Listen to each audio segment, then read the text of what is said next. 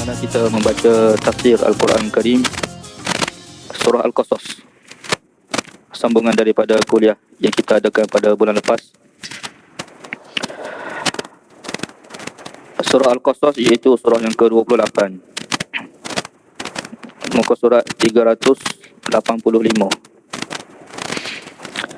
Bulan lepas kita telah berhenti ayat yang keempat.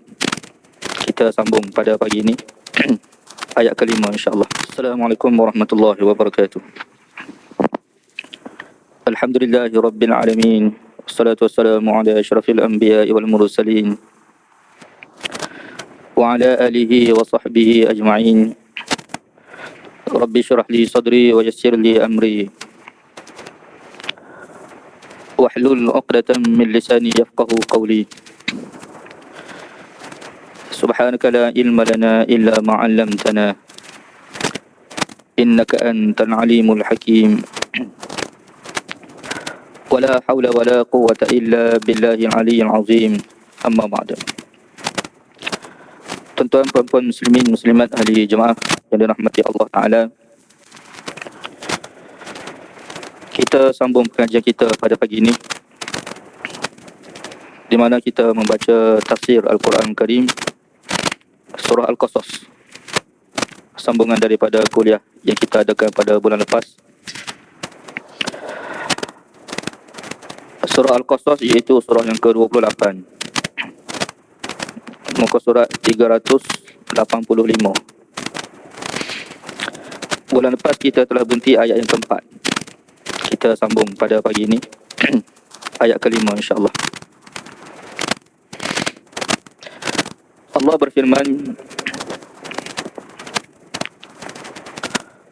wa nuridu an namunna 'alal ladzina istud'ifu fil ard wa naj'alahum a'immatan wa naj'alahumul warithin wa numakkina lahum fil ardi wa nuriya fir'auna wa hamana wa junudahuma minhum ma kanu yahzarun.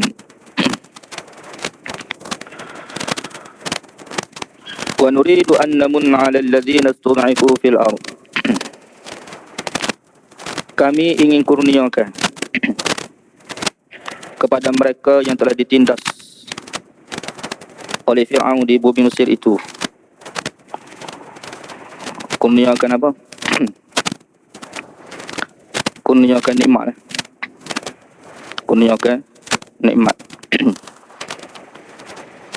Wa naj'alahum, dan kami ingin jadikan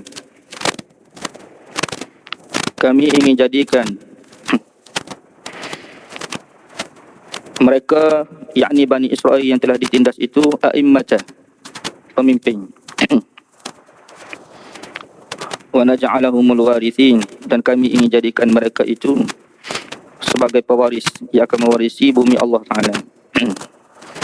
Ya. Jadi Allah Ta'ala ingin mengurniakan kepada Bani Israel pertolongan. Ayat kelima kita baca ni, pertama nak mensabitkan sifat iradah Allah. Salah satu daripada sifat yang kita belajar dalam pengajian akidah, sifat Allah Ta'ala iaitu iradah. Iradah ni makna berkehendak. Allah dia berkehendak. Dia ada sifat kehendak, mana dia menghendaki sesuatu. Itu sifat yang ada pada Allah. Ya. Daripada kehendak Allah ni Allah berkuasa menyempurnakan apa yang dia kehendaki. Mana pada kehendak Allah ni ada kudrat Allah untuk menyempurnakan kehendak dia. Ya. Berbeza kita makhluk, kita ada kehendak. Mana kehendak pun ada pada diri kita, tapi kehendak kita tu bersifat berhajat. Daripada apa yang kita kehendaki itu sebenarnya kita berhajat. Allah dia berkehendak tapi dia tidak berhajat. Kita kena faham. Jadi jangan sama, dia tidak sama. Kita menghendaki sesuatu, kita berhajat kepada perkara yang kita amat berhajat. Sebab sifat kita makhluk ni, kita sifat berhajat. Allah, dia tidak berhajat, tapi dia menghendaki, dia ada kehendak. Ya. Bila kita kehendak sesuatu, ya, daripada perkara yang kita kehendaki, kita tidak tahu dapat atau tak dapat. Jadi Allah berikan kepada kita kudrat untuk kita berusaha. Untuk kita berusaha. Ya. Daripada usaha kita ni, kita panggil ikhtiar. Jadi kita, daripada kehendak kita yang bersifat berhajat tersebut, kita ikhtiar. Daripada ikhtiar kita tu, sama ada berlaku atau tidak berlaku, itu berdasarkan kehendak Allah pula. Kalau Allah menghendaki berlaku, berlaku. Kalau Allah Ta'ala tidak menghendaki berlaku daripada ikhtiar kita, tak berlaku walaupun kita ikhtiar. Cuma oleh kerana kita tidak mengetahui perkara gaib, perkara yang akan berlaku ni, daripada usaha kita ni, memang kita tidak tahu perkara akan datang. Kita tidak tahu. Ya, berlaku tidak berlaku. Oleh kerana kita tidak tahu, maka kita usaha, dan Allah ajar kepada kita, selepas usaha kita tawakal pada Allah Subhanahu Wa Taala. Ya. Dalam surah Hud, Nabi Nuh AS kata kepada kaum dia. Nabi Nuh AS kata kepada kaum dia. Dia kata, wala yanfa'ukum nushi in aradtu an ansaha lakum in kana Allahu yuridu an yughwiyakum. Ini perkataan Nabi Nuh AS kepada kaum dia. Nabi Nuh kata, tidak memberi faedah pun nasihat aku ini kepada kamu. In aradtu an ansaha lakum, walaupun aku ingin menasihati kamu. Maknanya aku nak daripada nasihat aku ni faedah untuk kamu. Cuma daripada nasihat aku ini tidak memberi faedah pun kepada kamu. In kana Allahu yuridu an yughwiyakum. Sekiranya Allah menghendaki untuk menyesatkan kamu. Perkataan Nabi Nuh AS ni mengajar kita untuk faham iradah Allah Subhanahu Wa Taala. Teruskan kita menghendaki ya suatu perkara lah, tak kira lah kejayaan ke dalam peperiksaan contohnya, ya, ataupun kita nak keuntungan dalam perniagaan kita, itu kehendak kita.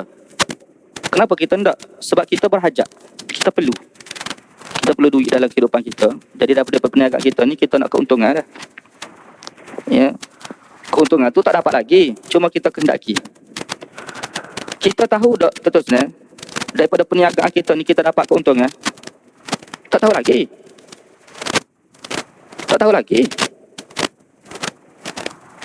Oleh kerana kita tidak tahu, maka kita usaha. Usaha berniaga sungguh-sungguh untuk cari keuntungan dalam perniagaan kita. Kita usaha, setiap hari kita usaha.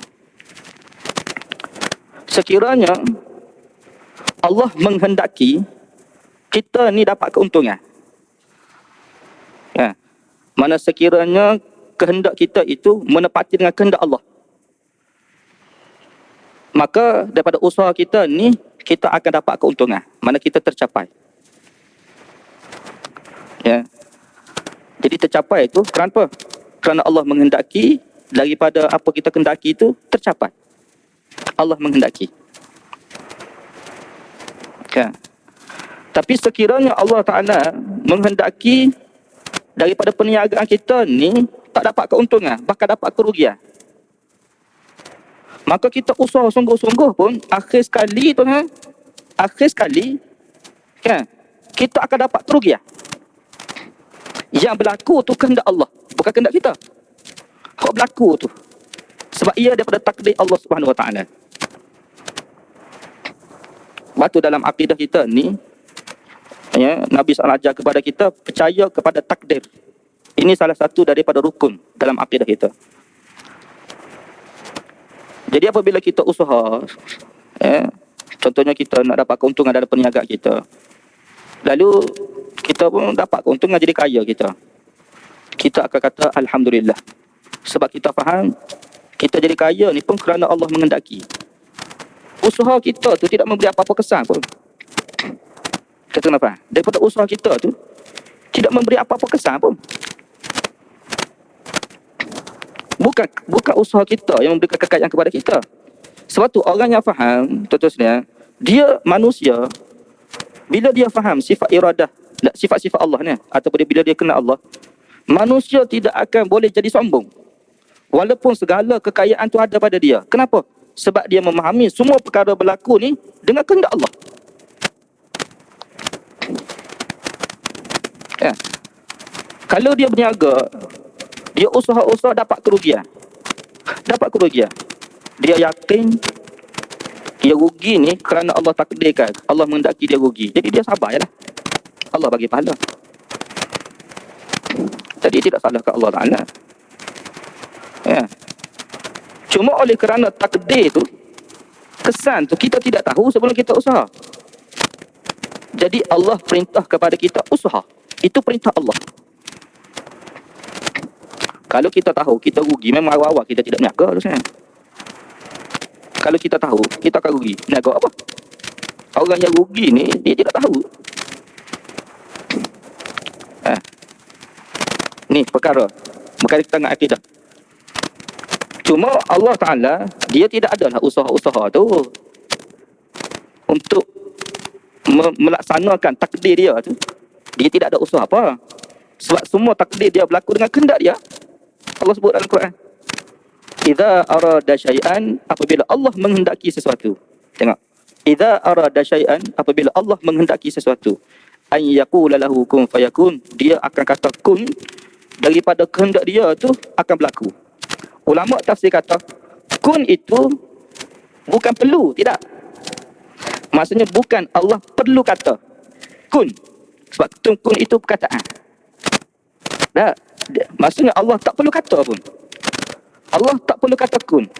Daripada dia kehendaki itu berlaku. Ikhtiar usaha ni tidak ada bagi Allah. Kehendak lah. Kehendak berlaku. Lepas tu kun itu takbir kepada mudah, dia panggil. Seperti mana mudah ni kita sebut kata kun. Kun ni, ya, orang yang tidak sekolah boleh sebut kun.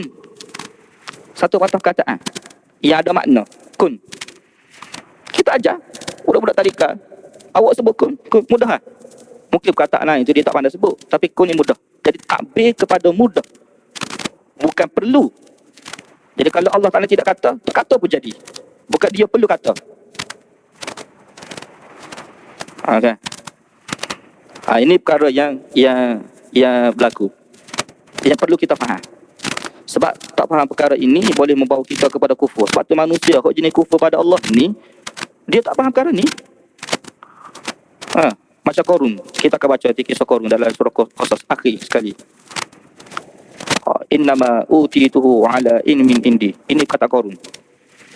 Sesungguhnya telah diberikan kekayaan kepada aku ni kerana apa? Kerana aku pandai. Kerana aku ni profesor. Kerana aku ni lecturer. Kerana aku ni engineer. Kerana aku ni pilot. Kerana aku. Sebab dia nampak usaha dia kan. Jadi usaha tu ada pada dia. Memang dia usaha lah. Jadi dia usaha dapat. Jadi dia dapat. Jadi dia nampak dia dapat tu daripada usaha dia. Allah sebut dalam Quran, dia dapat tu Allah bagi. Hak bagi tu dia tak nampak. Hak Allah bagi tu dia tak nampak. Dia nampak usaha dia. Macam kita peksa kan. Kita belajar sungguh-sungguh, kita pun berjaya. Jadi aku berjaya ni sebab aku usaha. Allah ajar kepada kita tu kan. Kejayaan tu Allah bagi. Maknanya kalau kita usaha, Allah tak bagi, tak berjaya kita. Apa? Mana kalau kita usaha sungguh-sungguh seumur hidup kita nak jadi jutawan. Kalau Allah tak kehendaki, mana tak izin, tak berlaku kita, patah kaki pun kita usaha, tak jadi kaya kita. Ramai orang usaha seperti itu. Sebab apa? Sebab Allah menghendaki dia tidak kaya. Patut kaya ni, orang kaya ni dia daripada kehendak Allah lah. syukurlah pada Allah. Ni dah angkuh sombong manusia ni. Jadi manusia angkuh sombong, dia tak faham. Dia tidak kenal Tuhan, dia tak faham sifat Allah Subhanahu Wa Taala. Ya. Jadi kita perlu faham ni sifat iradah Allah Subhanahu Wa Taala. Jadi semua yang berlaku di alam ini daripada kehendak Allah. Ini akidah kita. Semua berlaku. Cuma takdir tu kita tidak tahu, sehingga berlaku tu baru kita tahu. Hak takdir akan datang ni kita tidak tahu apa berlaku. Allah Ta'ala tahu dah. Allah ni dia innallaha la yakhfa alaihi syai'. Sesungguhnya Allah ni tidak ada perkara tersembunyi. Dulu dengan akan datang, semua dia tahu. Akan datang ni apa berlaku Allah Ta'ala tahu dah. Kita tidak tahu. Kita kahwin tu kan, kita tahu tak kita ada anak ke tak ada anak? Kita tahu tak? Waktu kita permulaan kahwin, kita tahu tak ni kita ada anak ke kita tak ada anak? Kita tak tahu. Allah tahu dah. Ya. Kita kahwin setahun, tak dapat anak. Kahwin 2 tahun, tak dapat anak. 3 tahun, 4 tahun. Saya sendiri pun kahwin 5 tahun, tak dapat anak. Kita tahu tak tuan, kita ni ada anak tidak anak? Kita tak tahu. Bila kita tak tahu tu terusnya, kan, Allah perintah pada kita usaha. Jadi kita usaha. Cari ubat tu, menguruk situ, menguruk sini. Segala jenis cadangan manusia ni kita buat semua. Jumpa ni, ustaz makan ni. Jumpa ni kata ustaz makan ni. Makan buah tu, makan ni. Macam-macam. Segala manusia buat tu, kita buat semua. Akhir sekali tahun kena isteri mengandung. Rupanya Allah bagi anak pada kita tu tahun kena perkahwinan kita. Jadi bila berlaku tu baru kita tahu ini takdir Allah. Ini takdir Allah Ta'ala. Bukan usaha kita yang menyebabkan kita terdapat anak. Kalau kita tidak usaha pun, Allah nak bagi anak, Allah boleh bagi anak. Tapi dosa. Tak usaha tu dosa. Dia kena usaha. Sebab dunia ni Allah sebut dalam Quran, wa ja'alna likulli syai'in sababa. Kami jadikan setiap perkara ni dia ada asbab. Dunia ni tempat asbab. Maknanya nak sesuatu kena buat. Kita lapar, nak hilangkan lapar kena makan. Tak makan tak hilang lapar. Bila kita makan, bukan makan tu yang menghilangkan lapar kita, bukan makanan. Bukan perbuatan makan kita tu, Allah yang menghilangkan lapar. Cuma kalau kita tidak makan, terusnya dia lapar. Selagi mana tidak makan, selagi tu lapar. Lepas tu tidak boleh ke Allah Ta'ala menghilangkan lapar dalam perut kita tu tanpa kita makan? Boleh. Cuma sunnatullah, ketetapan Allah Ta'ala di dunia ni kena usaha. Awak kena cari makanan, makan dulu, baru kenyang. Cuma jangan yakin makanan itu yang menghilangkan lapar kamu. Itu akidah kita. Allah menghilangkan lapar. Dia tempat yang tak perlu kita usaha ni, syurga. Syurga.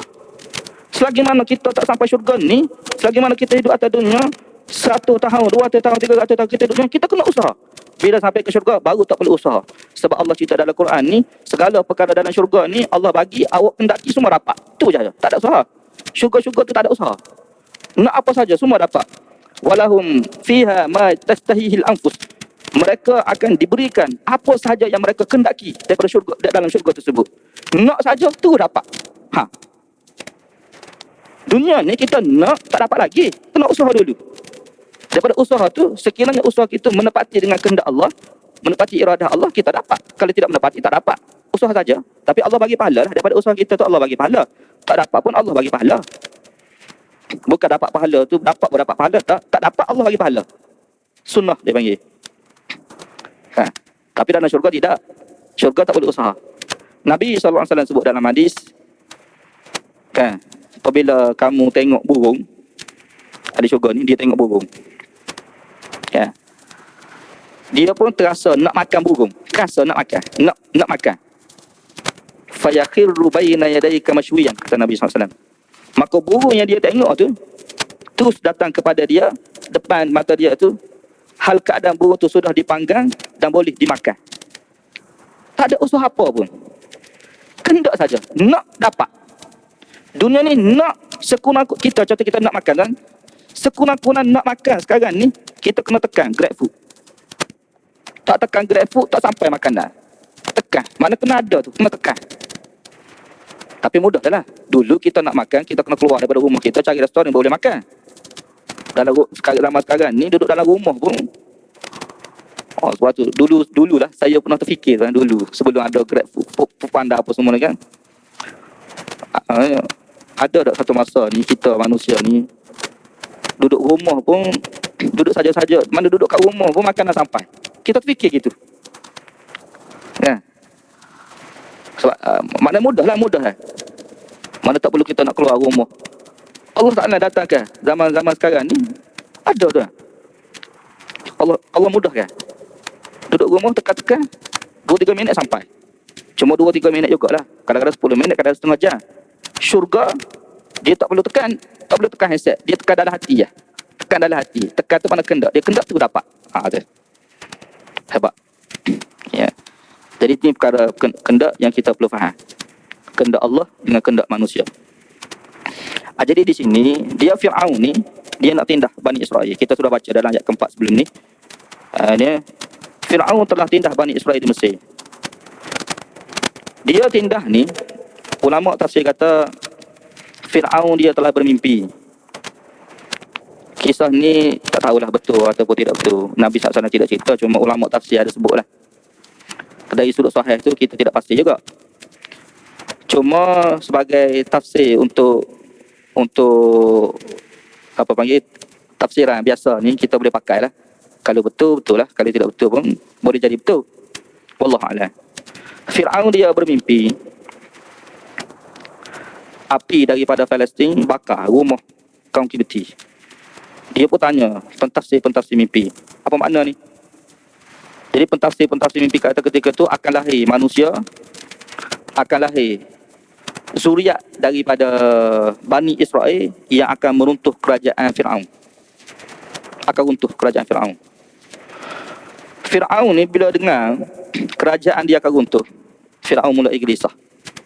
Biasa-biasanya ini sifat pemerintah.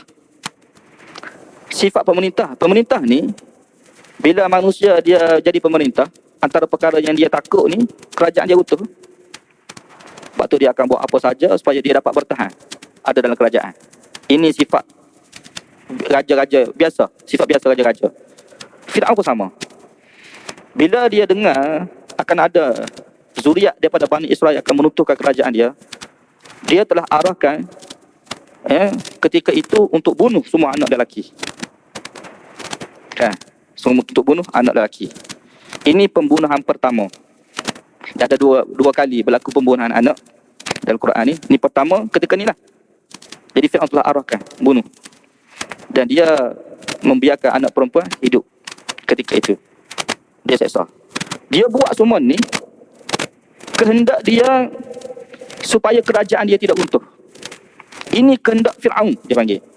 Nak mempertahankan kerajaan dia dengan cara seperti ini. Di sini Allah bagi tahu kehendak Allah. Kan? Kehendak Fir'aun tu kita tahu dah. Ni kehendak Allah. Allah bagi tahu wa nuridu an namunna 'alal ladzina istud'ifu fil ard. Kami ingin memberikan pertolongan, kurniaan kepada manusia-manusia yang di Bani Israel yang telah ditindas oleh Fir'aun itu. Mana Allah Ta'ala ingin beri kemenangan, pertolongan atau kemenangan. Secara zahir kita nampak bila Fir'aun tindah Bani Israel kalah. Itu zahir lah, itu zahir kan. Sebab apa? Sebab minoriti je ni. Bani Israel dia tidak majoriti sebab dia pendatang. Saya sudah cerita dalam kuliah bulan lepas tu. Dia ni kira pendatang asing daripada zaman Nabi Yusuf AS. Bukan penduduk asal. Kira minoriti lah. Mungkin kita kata 10% ke 20% ke. Ni ya. Jadi bila dapat tahu ada di kalangan Bani Israel yang nak meruntuhkan kerajaan dia, Fir'aun jadi marah. Jadi tindas. Ya. Jadi Allah nak memberikan kemenangan, pertolongan kepada minoriti ni. Lepas tu kita jangan pandang rendah kepada pembangkang tu sah. Kerajaan, tak kira mana-mana kerajaan. Kerajaan Malaysia ke, kerajaan Singapura, kerajaan mana-mana kerajaan semua.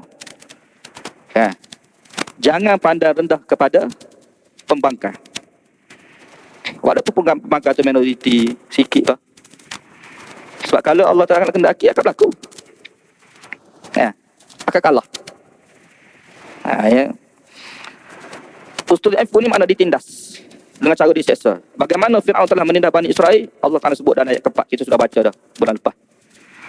Fil ardi, di bumi Mesir. Wa naja'alahum a'immatan, dan kami ingin menjadikan Bani Israel yang ditindas itu pemimpin dunia. Mungkin tidak zaman Nabi Musa AS. Kemudian memang Allah Ta'ala zahirkan daripada Bani Israel ini pemimpin Nabi Sulaiman AS. Nabi Sulaiman daripada keturunan Bani Israel, Nabi Daud AS. Wa naj'alahum a'immatan wa naj'alahumul warithin, dan kami ingin menjadikan mereka Bani Israel itu manusia yang mewarisi bumi Mesir. Manusia yang mewarisi bumi Mesir. Ulama tafsir cerita bila Nabi Musa AS telah membawa Bani Israel keluar daripada Mesir, ya, untuk pergi ke Palestin, yang kita akan baca nanti akan datang ni. Dalam masa yang sama juga Allah telah hancurkan kerajaan Fir'aun, tenggelam dalam laut.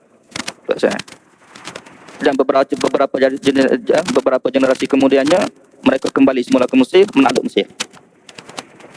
Ya. Jadi yang mewarisi ni mana mewarisi bumi Mesir itu sendiri. Terjemah pertama. Yang kedua, mewarisi bumi ni yakni keseluruhannya Bani Israel. Iaitu pada zaman Nabi Sulaiman bin Daud AS. Nabi Sulaiman pernah memerintah dunia. Batu Bani Israel, dia pernah ni, Allah pernah bagi nikmat seperti ni. Dua nikmat besar yang Allah bagi kepada Bani Israel. Pertama, keturunan Bani Israel Yahudi ni ramai nabi-nabi Allah Subhanahu Wa Taala. Pertama. Yang kedua, Allah pilih di kalangan mereka ini pemerintah dunia. Itu Nabi Daud dan juga Nabi Sulaiman alaihi salam. Ini nikmat yang telah Allah berikan kepada Bani Israel. Kemudian ayat ke-6, wa numakkina lahum fil ardi, dan kami ingin memberikan kedudukan kepada mereka di bumi Mesir. Wa nuriya fir'aun, dan kami ingin memperlihatkan. Tengok Allah sebut. Kami ingin memperlihatkan kepada Fir'aun. Mana Allah ingin tunjuk kepada Fir'aun, kepada Haman. Haman ni Perdana Menteri Fir'aun. Ya. Dua nama ni Allah sebut dalam Quran. Dalam ayat akan datang ni Allah Ta'ala sebut tiga nama serentak. Ila Fir'aun wa Haman wa Qarun. Tiga nama. Supaya nama ni bila sebut je, semua manusia sampai kiamat pun kenal. Siapa dia ni? Fir'aun, manusia yang Allah bagi kuasa. Gambaran kepada manusia berkuasa, Fir'aun. Dan hebatnya Fir'aun ni, bila dia berkuasa, manusia anggap dia Tuhan. Manusia ni anggap dia Tuhan. Kita, sehebat-hebat kita, orang tidak anggap kita Tuhan. Mana ada orang sembah kita? Fir'aun ni orang sembah. Rakyat Mesir sembah dia, sujud kepada dia. Sebab dia kata, ana rabbukumul a'la. Akulah Rabb kamu. Di Mesir ni yang paling tinggi sekali. Oh, hebat kan? Jadi kalau kita rasa kita berkuasa, Allah nak bagi tahu, kamu kena ingat ni nama Fir'aun ni, dia ni berkuasa lagi lebih pada kamu. Kenapa? Sebab manusia sujud kepada dia. Kamu hebat-hebat kamu, tak ada lagi manusia sujud. Orang kafir pun tidak sujud. Nampak? Wa Haman, dan Haman ni Perdana Menteri Fir'aun, orang kanan. Orang kanan. Biasa raja-raja ni dia ada orang kanan dia. Kata kita panggil penasihat. Suatulah perkara yang paling manusia paling penting dalam kerajaan ni penasihat. Penasihat. Kalau penasihat tak betul, jadi tak betul lah dia raja. Kan?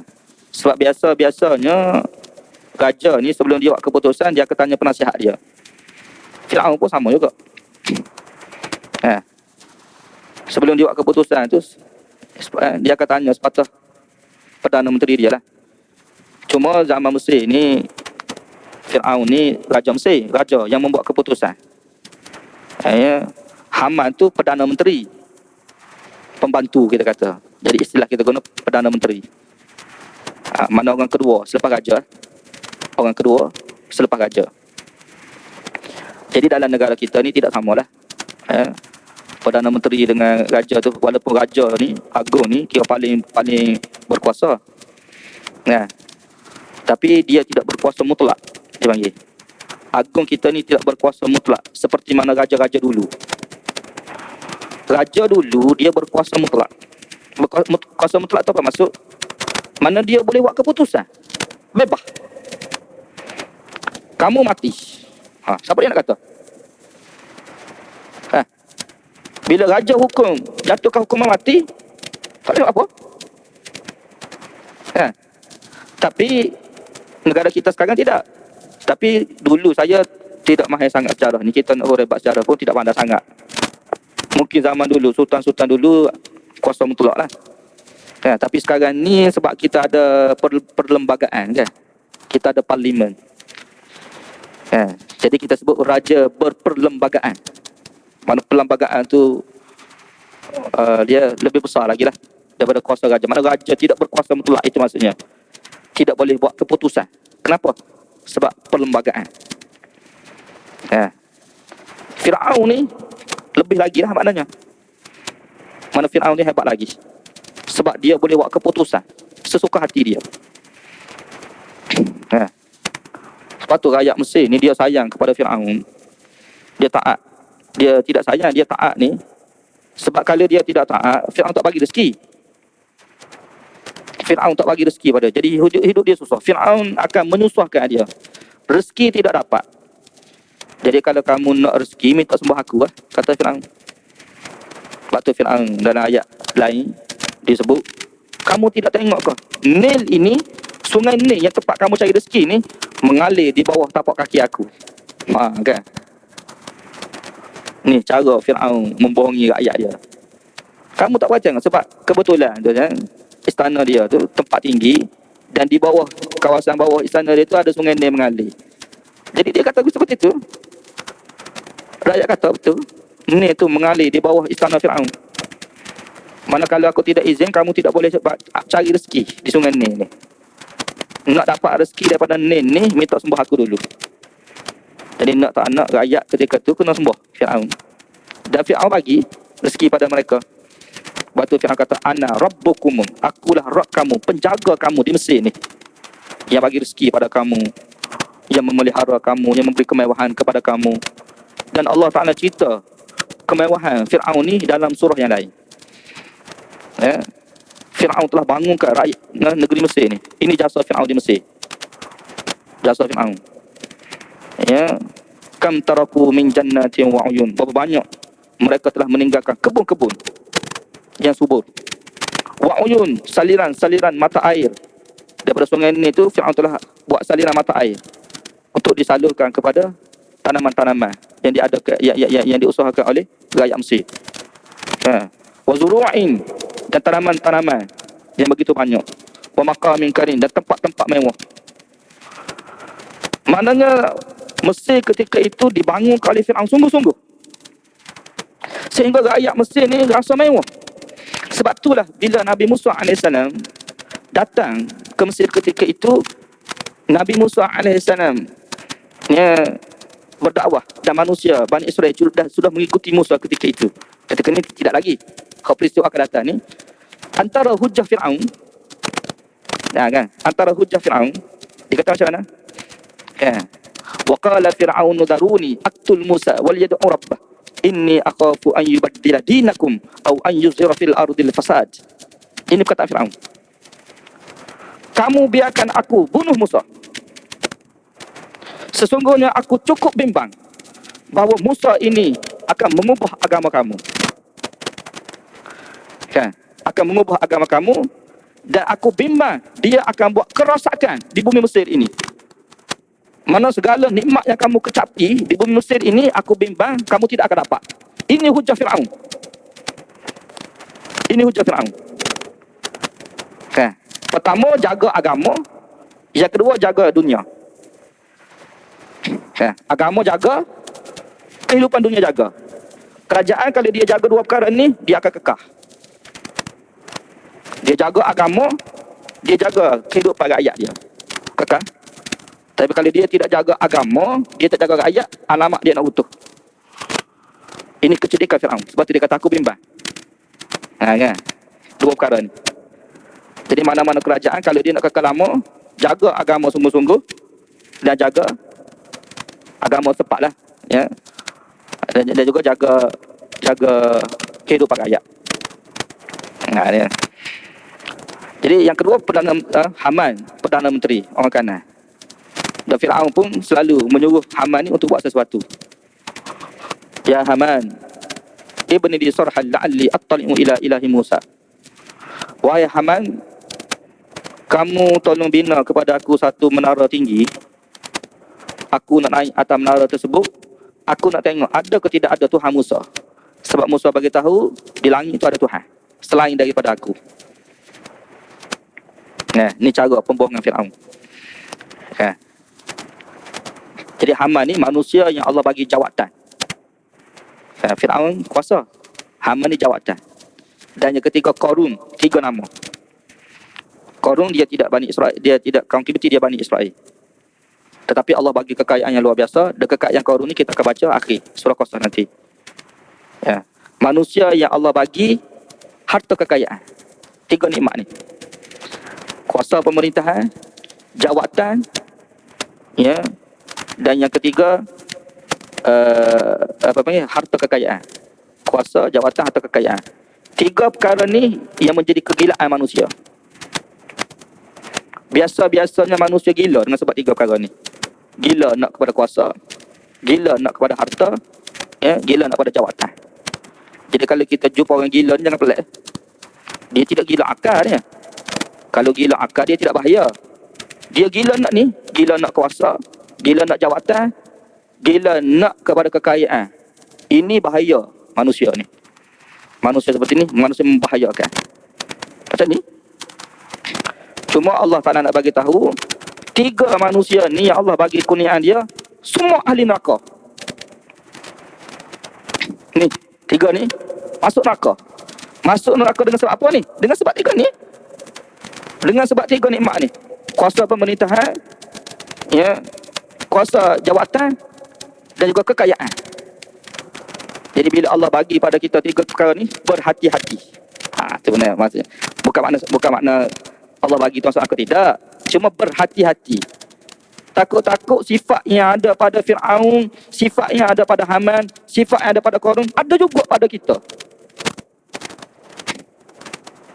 Kan? Sebab tu pemerintah-pemerintah, dia kena baca ni, ayat-ayat seperti ni dalam Quran. Dia kena baca kisah Qarun, kena baca kisah Haman, kena baca kisah Fir'aun. Kita kalau tidak pemerintah, kita kena baca jugalah. Bukan bermaksud pemerintah saja. Kena cek tengok lah. Kena cek tengok. Takut-takut kita tidak sedar ni, dalam keadaan kita tidak sedar tu, sifat Fir'aun ada pada diri kita. Nama tidak Fir'aun, tapi perangai Fir'aun. Lepas tu kita kena ingat Allah Ta'ala masukkan Fir'aun dalam neraka. Bukan nama dia Fir'aun. Tidak. Sebab sifat dia tu dah. Kita kalau nama Muhammad ke, nama Abdullah ke, tapi kalau perangai Fir'aun, semalam scammer mesej saya, minta duit. Transfer. Dia kata, dia bagi bank. Nama dia apa dia? Daud bin Sulaiman. Nama Nabi. Nama Nabi. Tapi perangai iblis. Manusia tidak masuk syurga dengan nama tu. Walaupun memanglah Nabi suruh kita ni cari nama baik kan. Tapi syurga-syurga tu bukan kerana nama tu dah. Daud bin Sulaiman. Daud pun nama Nabi, Sulaiman pun nama Nabi. Tapi ni kerja dia. Kita kata dahsyat manusia ni. Nama bukan main lagi lah. Kenapa? Sebab tu dalam Quran Allah cerita perangai. Sebab perangai tu boleh ada pada manusia. Sebab manusia tu sampai kiamat. Jadi bila manusia tu, Fir'aun pun manusia, hak sekarang pun manusia juga. Jadi persamaan tu ada. Bila kita baca, kita tengok, sama sebab kita baca. Kita tengok, sama. Ya. Cuma kita tidak katalah dia tu Fir'aun. Cuma persamaan, perangai sifat tu. Ya. Wa junudahuma, dan Allah juga ingin memperlihatkan kepada tentera-tentera mereka berdua. Sebab kekuatan Fir'aun ni tentera dia. Ya. Fir'aun arahkan tentera dia. Apa-apa dia arahkan tentera dia. Bunuh. Anak-anak lelaki. Ya. Kekuatan Fir'aun, tentera. Dan tentera-tentera ni kekuatan kerajaan. Satu kerajaan ni dia kena ambil berat ketenteraan. Salah satu daripada apa panggil? Perkara yang perlu dia ambil berat dalam pemerintahan iaitu ketenteraan. Ketenteraan. Ya. Sebab tu dalam surah An-Naml cerita tentang Bilqis. Ya, dalam surah An-Naml ya, bila Bilqis tu terima surat daripada Sulaiman, dia baca kepada menteri-menteri dia kan. Ya. Misalnya macam mana? Qalu nahnu ulu quwwatin wa ulu ba'sin syadidin. Dia kata, menteri dia kata, wahai Raja Bilqis, kita ni ada kekuatan tentera. Kekuatan tentera juga senjata. Jadi tak ada masalah untuk kita ni berperang. Nampak? Jadi Allah nak bagi tahu kerajaan ni kalau dia nak kuat, tentera tu penting. Ketenteraan. Jadi kekuatan kerajaan pada ketenteraan. Ya, ketenteraan. Di sini pun ada tentera-tentera dia. Allah Ta'ala nak tengok. Jadi rakyat biasa tu tidak penting lah. Rakyat biasa tu tak apa. Sebab dalam kerajaan ni, Perdana Menteri tentera. Ya.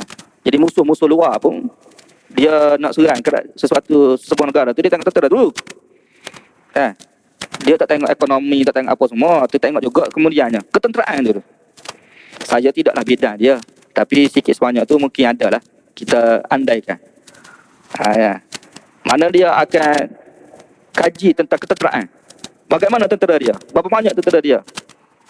Ya. Jadi ketenteraan ni satu perkara penting dalam kerajaan. Jadi Allah Ta'ala nak memperlihatkan kepada mereka. Apa dia? Ya. Minhum, daripada mereka ini, ma kanu yahdarun, sesuatu yang mereka bimbang.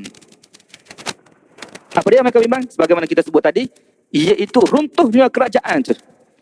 Fir'aun bila diberitahu kepada dia kerajaan dia nak runtuh, dia bimbang. Daripada bimbang tu dia ikhtiar. Dia usaha untuk jaga kerajaan dia. Jadi apa yang dia buat ni tuan adalah daripada perasaan bimbang dia lah, untuk mempertahankan kerajaan dia. Tapi Allah Subhanahu Wa Taala menghendaki tuan kerajaan dia runtuh. Mana nak memperlihatkan kepada dia bimbang kerajaan dia runtuh kan. Jadi Allah nak memperlihatkan kepada Fir'aun ni kerajaan dia runtuh depan mata dia. Maknanya runtuh dalam keadaan usaha untuk jaga. Lainlah kalau dia tidak jaga, tiba-tiba runtuh, tu tak jaga kan. Dia usaha untuk jaga. Usaha untuk jaga, runtuh juga. Ini ikhtiar makhluk, Allah tak nak cerita. Macam kita berniaga lah contohnya. Kita berniaga untuk meniaga lah kali rugi. Semakin niaga semakin rugi, Rugi. Hak ni pihak pun sama juga. Jadi dua ayat kita baca ni, selain daripada Allah Ta'ala nak cerita pada kita kisah ni, daripada kisah ni Allah nak ajar kita akidah sebenarnya. Allah nak ajar kepada kita akidah. Supaya kita memahami sifat iradah Allah Subhanahu Wa Ta'ala, dan semua perkara yang berlaku ini daripada iradah Allah, kita panggil, daripada kehendak Allah. Jadi Allah berkuasa. Fa'alul lima yurid. Dia berkuasa untuk buat apa saja yang dia kendaki. Ini kehebatan Allah sebagai Rabb. Apa saja dia kendaki tu dia boleh buat. Kita, apa saja kita kendaki, tak boleh nak buat. Kena usaha dulu. Daripada usaha pula macam-macam ada. Lama lah, makan masa lah, letih lah. Macam-macam lagi. Alhamdulillah. Mudah-mudahan Allah bagi kefahaman kepada kita, dan insyaAllah kita berhenti di sini. InsyaAllah ayat ke-6 surah Al-Qasas, dan kita akan sambung lah dalam kuliah akan datang ni pada bulan hadapan ayat seterusnya. Jadi sekadar ni untuk pagi ni, apa yang baik daripada Allah Subhanahu Wa Taala, segala kelemahan kekurangan daripada diri saya sendiri, saya minta ampun kepada Allah dan minta maaf. Di tuan sekalian, kita jumpa lagi insya-Allah. Wabillahi taufiq wal hidayah. Assalamualaikum warahmatullahi wabarakatuh. Ada